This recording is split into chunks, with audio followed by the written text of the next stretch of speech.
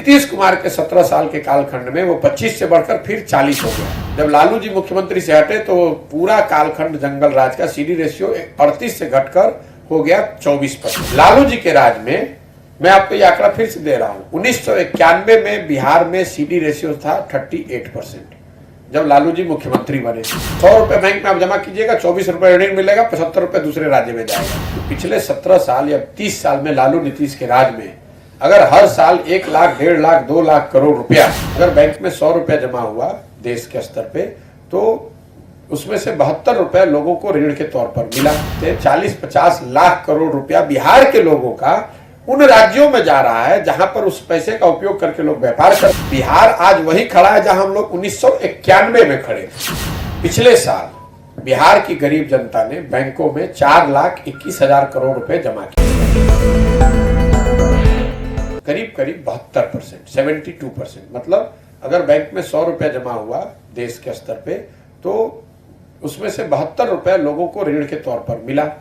जो अच्छे राज्य हैं, जो फल फूल रहे हैं, विकसित राज्य हैं, तमिलनाडु में ये रेशियो 100 से ज्यादा है, महाराष्ट्र, कर्नाटक, आंध्रा, गुजरात में ये रेशियो 90 से ऊपर है, बिहार में ये रेशियो है 40%। अब इसका असर क्या हो रहा है मैं आपको ये बता रहा हूँ। मैं आपको बता दूं, शिवहर में 52% है, जो बिहार में सबसे अधिक माना है। मैं आपको बता रहा हूँ इसका असर क्या है वो आप समझिए। पिछले साल बिहार की गरीब जनता ने बैंकों में 4,21,000 करोड़ रुपए जमा किए और 40% अगर सीडी रेशियो है तो इसका मतलब है कि करीब करीब 1,61,000 रुपया ऋण के तौर पर लोगों को मिला। अगर राष्ट्रीय औसत के हिसाब से 72% भी ऋण मिला होता तो बिहार की जनता को पिछले एक साल में 1,25,000 करोड़ रुपया अलग अलग काम करने के लिए ऋण ज्यादा मिला होता।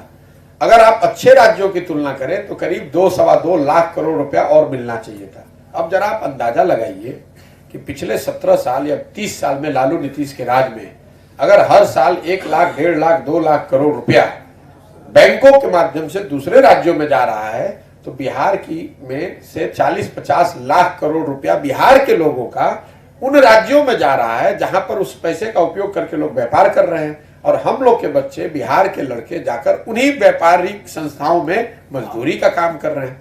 लालू जी के राज में, मैं आपको ये आंकड़ा फिर से दे रहा हूं, 1991 में बिहार में सीडी रेशियो था 38%। जब लालू जी मुख्यमंत्री बने, जब लालू जी मुख्यमंत्री से हटे तो पूरा कालखंड जंगल राज का सीडी रेशियो 38 से घटकर हो गया 24%। इतना नीचे चला गया, वो 24% चला। तो 100 रुपए बैंक में आप जमा कीजिएगा, 24 रुपए ऋण मिलेगा, 75 रुपए दूसरे राज्य में जाएगा। नीतीश कुमार के 17 साल के कालखंड में वो 25 से बढ़कर फिर 40 हो गया। तो इफेक्टिवली बिहार आज वही खड़ा है जहां हम लोग 1991 में खड़े थे। तो आप जरा अंदाजा लगाइए कि अगर 30-40 लाख करोड़ रुपया बिहार के लोगों को व्यापार करने के लिए उपलब्ध होता तो कितनी बड़ी राशि, कितने लोग आज सैलून चला रहे होते, कोई रेडीमेड का कारोबार कर रहा होता, कोई यूट्यूब चला रहा होता, कोई टैक्सी चला रहा होता, कोई दुकान लगा रहा होता, कोई छोटा मोटा उद्योग कर रहा होता। इस पर कहीं कोई चर्चा आपने अगर बिहार में सुनी हो तो हमको बता दीजिए। पूरे सालों ना कोई विधानसभा में चर्चा होती है, ना कोई पत्रकार सवाल करता है, फाइनेंस मिनिस्टर वगैरह भी